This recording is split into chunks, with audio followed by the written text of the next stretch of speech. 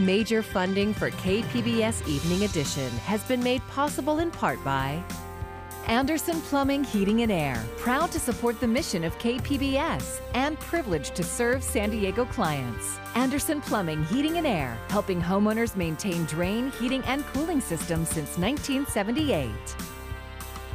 And by the Conrad Prebys Foundation, Darlene Marco Shiley, and by the following.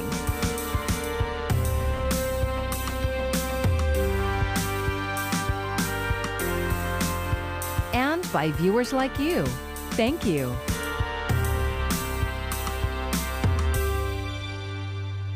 Good evening. It's Thursday, May 6th. Thanks for joining us. I'm Maya Trabulsi. We begin right now with new information from county health officials on the battle to get more people vaccinated.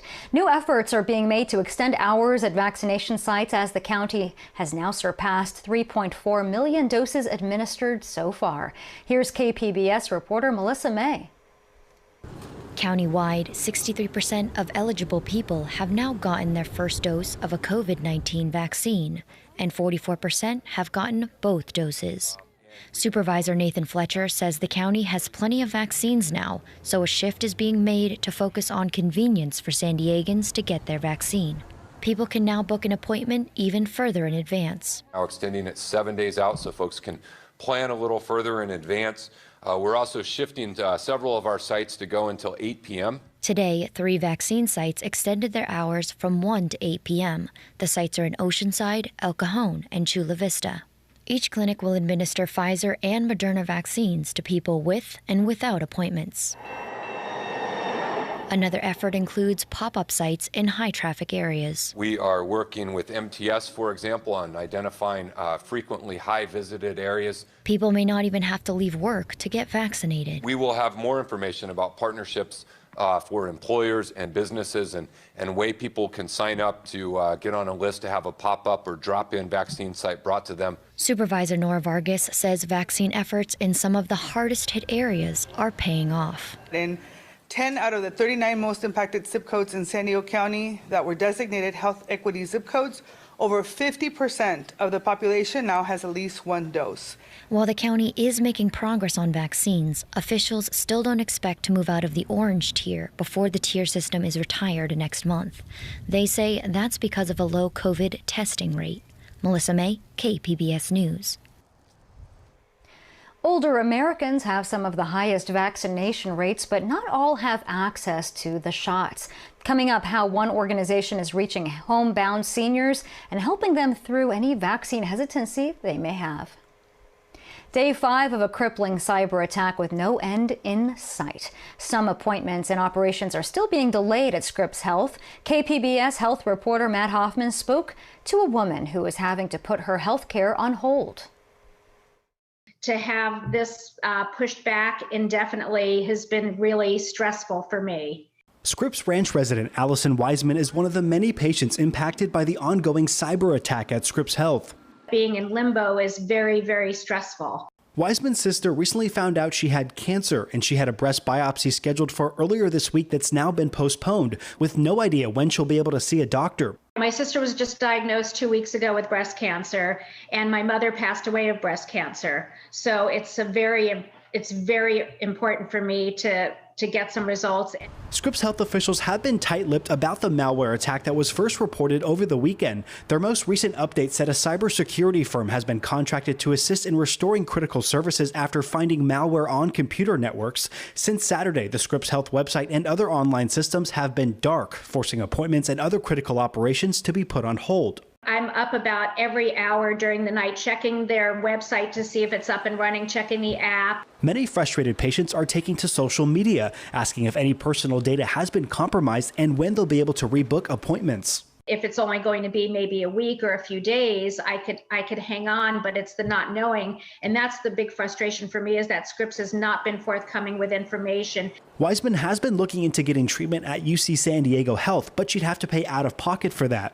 And maybe come over to them, but because I've already had an MRI and an ultrasound in all my films, and those are not accessible through the Scripps system, I would have to start back at square one. She's not the only one. UCSD health officials are reporting an increase in patients coming to their facilities, especially emergency rooms. A Sharp Healthcare spokesperson said they were also seeing increased emergency room visits as Scripps Health is on bypass. But neither Scripps nor county health officials would confirm that. A county spokesperson described it as a dynamic situation. Well, I just think that Scripps really needs to let people know, let their patients know what's going on to help them and not leave us in limbo. The state health department says they are closely monitoring the impacted hospitals, saying they are operational and caring for patients using emergency protocols.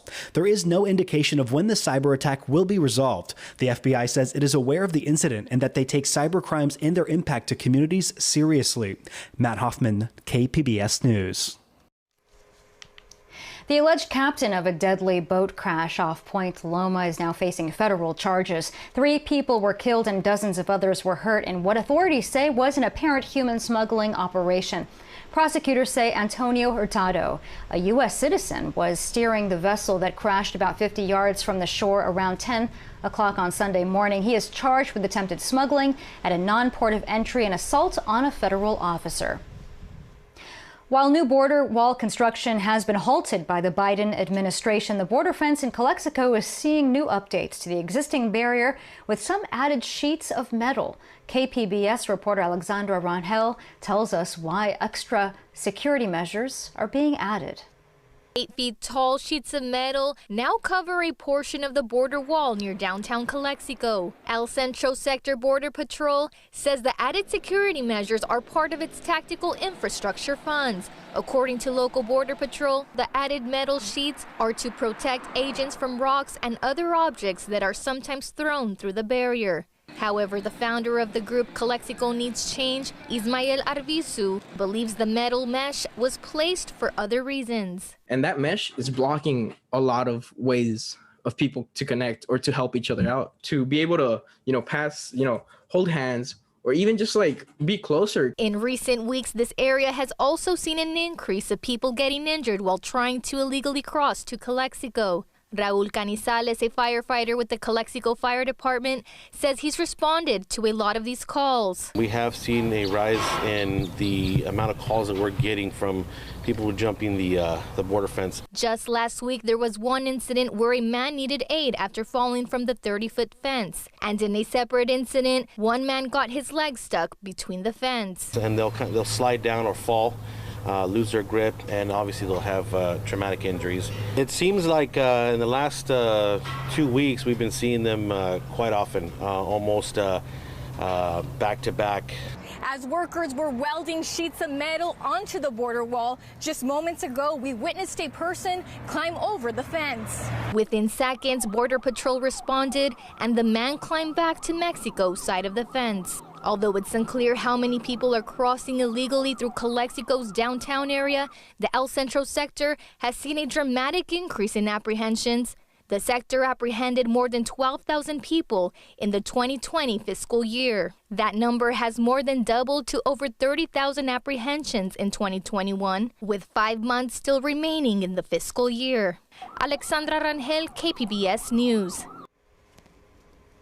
San Diego County now has some of the strictest eviction laws in the state. The Board of Supervisors voted to extend a temporary ban on residential evictions without just cause and to enact a moratorium on certain rent increases. The ordinance proposed by Supervisor Nora Vargas also closes loopholes in the state's ban, including one that allows landlords to evict tenants in order to remodel a property. We want to be able to do everything we can to make sure that people are staying in their homes as they're getting back on their feet. And so this is, like I said, a temporary relief for our communities during really difficult times. The moratorium will expire 60 days after the state lifts all COVID-related stay-at-home orders. That is set to happen on June 15th. San Diego officially has its first class of female Marines. KPBS military reporter Steve Walsh says this first group graduated today with distinction. Nearly 3 months ago, the first platoon of female recruits were brought in from around the country to test whether the Marines could train women in San Diego for the first time in Marine Corps Recruit Depot's 100-year history.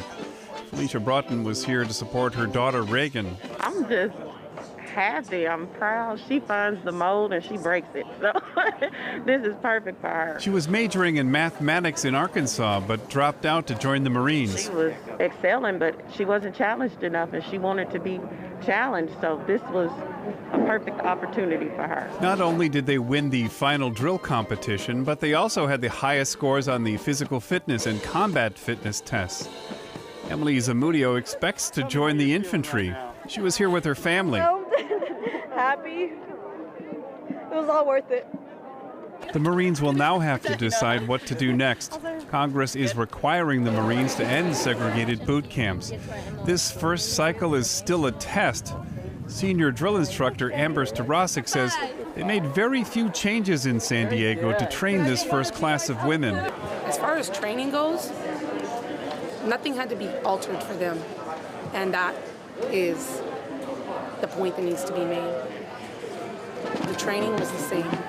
Normally, the new Marines get 10 days of leave after graduation. That leave is canceled due to COVID, so after a day of celebrating with their families, all of the 397 Marines who graduated Thursday will move on to additional training at Camp Pendleton, beginning tomorrow. Steve Walsh, KPBS News. The Miramar Air Show is being grounded again. The concern over public health due to COVID-19 is the reason. The Miramar Air Show is the largest military air show in the world and is typically one of the largest single public events in San Diego, drawing in upwards of 500,000 spectators each year. While many seniors are already vaccinated, there are millions of homebound seniors that cannot leave their house to get the shot. Medical centers, health organizations, and governments have been working on this around the country. And as Camila Bernal explains, one Los Angeles organization says this is also helping them tackle vaccine hesitancy. When you can't come to them, they come to you. All right, young lady. With a life-saving gift. Today we have the Moderna vaccine. This young lady is 97-year-old Leonis Knight. She's homebound, so it's her daughter Yvonne who takes care of her. You want to know how you feel? Yvonne herself was initially hesitant to get the COVID-19 vaccine. Honestly, I refused. I didn't want it because I was scared of what was going to happen.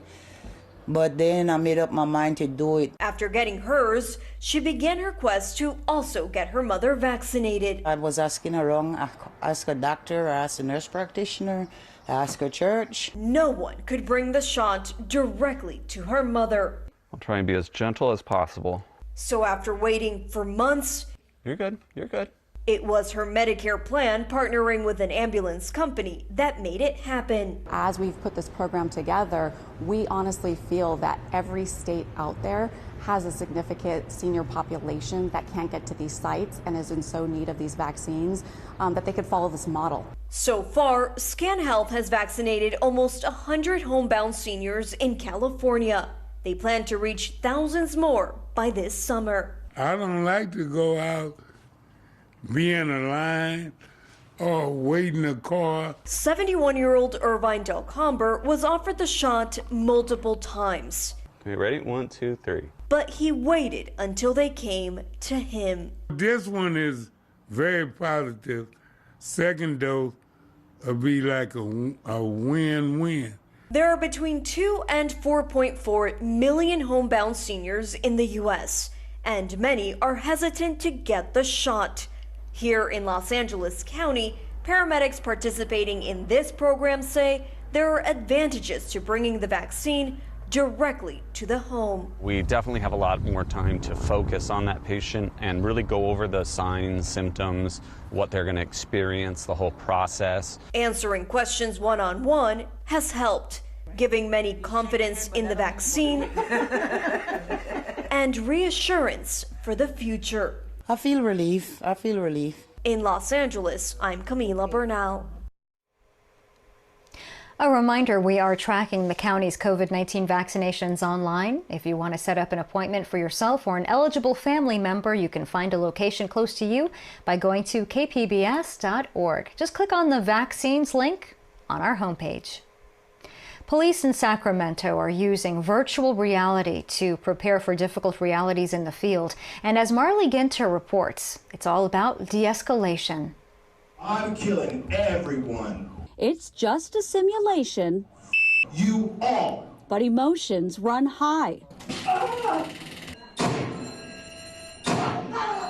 And situations get tense. Put your gun down before I bust a cap in his mouth.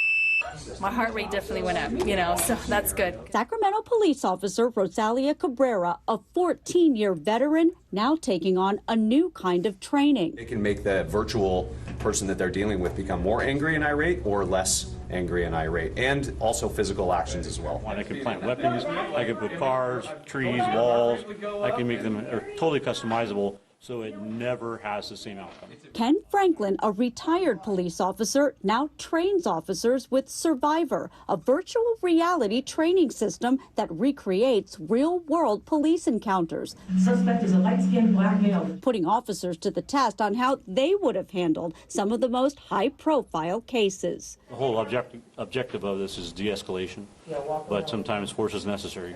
We need to do everything we possibly can to make sure in some of the really critical incidents that our officers get called to and respond to and handle, that we do everything we can that everybody can walk away at the end of the day. A new training tool arming officers with new tactics to de-escalate dangerous situations safely.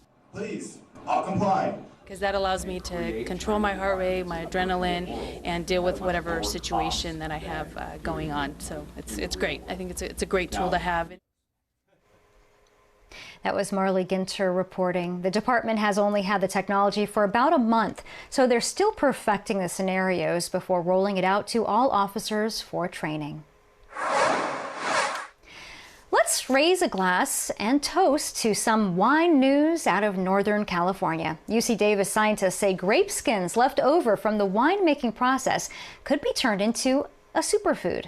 Valena Jones spoke with the researchers. Vineyards, wine, and California go hand in hand. The state makes 85% of all wine in the U.S., producing nearly 4 million tons every year.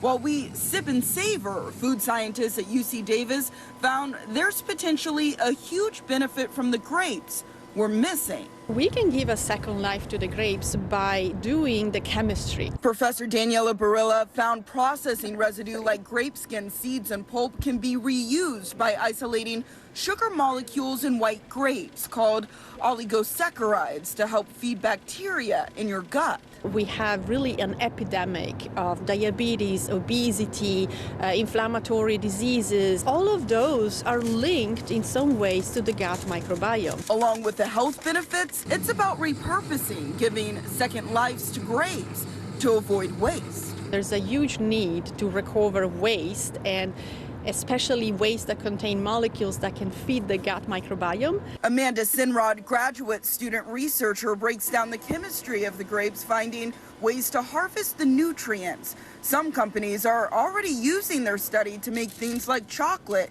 and health supplements. And this is a great way to basically have a Cinderella story of taking this waste compound and turning it into a food that not only can feed people, but can make people healthier. To be effective, you'd have to consume around a few grams a day. While we can't pop the cork on all the benefits just yet, researchers say a time for a toast is not too far away. Getting this onto the shelves for consumers to eat could be the next best thing in wine. You can drink it, but you can also eat your wine too. And that was Valena Jones reporting. So far, the team has focused on Chardonnay wine grapes.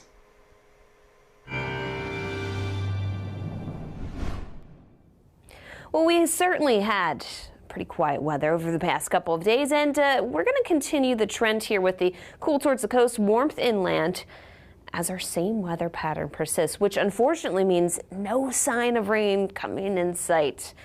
Our setup for tonight shows, yes, we still have that marine layer working its way in towards the coast. Oceanside, 57 with some of those clouds. For San Diego itself, closer to 60 degrees for that low. Inland, we managed to stay a little less cloudy. Borrego Springs, 64 for your low.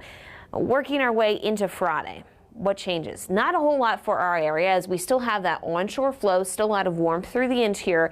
There is a cold front coming. It's just not going to have a lot of changes for us anytime soon.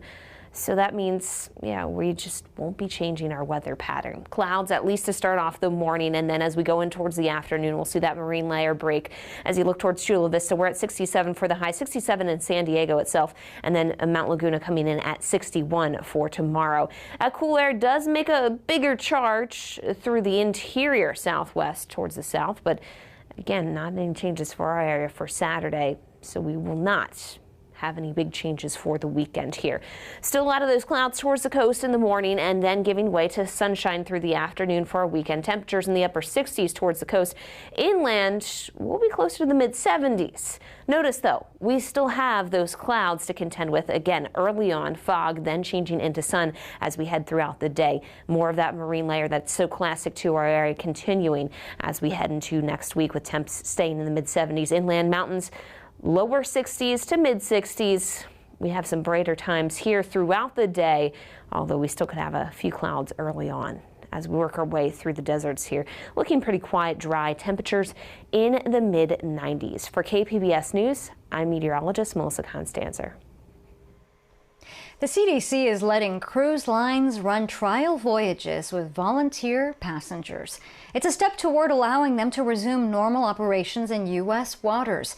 The simulated voyages must have capacity of 10% or more. Participants have to be vaccinated or get a doctor's note saying they're not in a high-risk category for COVID-19. The CDC is also providing cruise lines with health procedures. The pandemic has forced TCM Film Festival to go online for a second time, which is not entirely a bad thing since now anyone can attend. The virtual festival starts tonight on Turner Classic Movies and HBO Max. KPBS film critic Beth Accomando has this preview. Meet Ben Burt and Craig Barron, the real Indiana Joneses of the cinema. The sort of catchphrase is we use the term movie archaeologists, because we're trying to find something a little different take, maybe from the standpoint of the people behind the camera, what their involvement was in making the film. Oscar-winning special effects artists Barron and Burt have been digging up cinematic artifacts for TCM Film Festival audiences for years. Now they look to the Humphrey Bogart test pilot film Chain Lightning as their delightful and informative panel about special effects goes virtual. The documentary we made has us hosting from the cockpit of a flying B-17 in a thunderstorm. So we immediately put ourselves in jeopardy. Craig and I have a special fondness for aviation films because aviation and cinema have been paired up with each other for well over a century since they both began. So Chain Lightning, it's not a well-known film, but it was a film which we had a fondness for. I have to admit, I chuckled when I first saw this film. Those sounds were so familiar. They're from the cartoons. Those classic Roadrunner cartoons. And it introduced some technology uses of sound and visual effects, which intrigued us. So we looked into the story behind the making of that film. Their panel reflects the entertaining way Turner Classic Movies wants to educate audiences. TCM also wants to celebrate diversity, says Senior Vice President in charge of programming, Charles Tabish. I mean, diversity, but not necessarily just diversity in terms of, gender, race. Also, diversity in terms of types of films. So you can find a screening of the Ernst Lubitsch silent comedy So This Is Paris with a new score by Ben Modell, as well as a focus on the LA rebellion of black filmmakers starting to come out of UCLA in the late 1960s. In retrospect, I can see how it would fit, because when we were at UCLA, we were certainly rebelling against the kind of films Hollywood had been perpetuating from Birth of a Nation on. You can also see brand new works like Bill Morrison's Let Me Come In that makes us look at film history with fresh eyes. Let me come in. It's taken from degraded old silent footage, basically, from a film, and then attached with it as an operatic score. We're excited to play that, again, to go to that diversity point. There's even room for Ed Wood's infamously awful Plan 9 from Outer Space, which you can see in its original form and in a table read created by comedian Dana Gould. Saucers seen over Hollywood. Plus, the not-so-classic Grease 2 will be the TCM Underground Midnight Offering, a choice programmer Millie DeCherico defends as part of the diversity the festival showcases. I love movies of all stripes. I think that film is history, and I think that quote unquote good movies should be available to watch as well as bad movies. Like, I feel like I don't feel snobby towards it. The home edition of the festival allows anyone to watch, and more importantly, to take advantage of the supplemental materials that can contextualize the films in sometimes unexpected ways. Bruce Springsteen talking about The Searchers, or a piece about Howard Hawks and how he approaches screwball comedy. Those types of things I think really are engaging and I think will lead people to appreciate maybe these movies in a deeper way than they typically would just sort of clicking on it and starting the film. This may be the last time TCM Classic Film Festival is online, so don't miss the opportunity to explore the diverse cinematic offerings. Beth Accomando, KPBS News. And here's another look at our top story tonight. COVID-19 case numbers are still low, but county leaders are not expecting San Diego to move into the least restrictive yellow tier before June 15th. That's when the restrictions are set to be lifted. Today, 226 new cases were reported. The county is also reminding people that vaccination sites in Oceanside, Chula Vista, and El Cajon now have expanded evening hours. You can find tonight's stories on our website, kpbs.org. Thanks for joining us. I'm Maya Trabulsi. Have a great evening. Major funding for KPBS Evening Edition has been made possible in part by Anderson Plumbing, Heating and Air, proud to support the mission of KPBS and privileged to serve San Diego clients. Anderson Plumbing, Heating and Air, helping homeowners maintain drain, heating, and cooling systems since 1978. And by the Conrad Prebys Foundation, Darlene Marco Shiley, and by the following.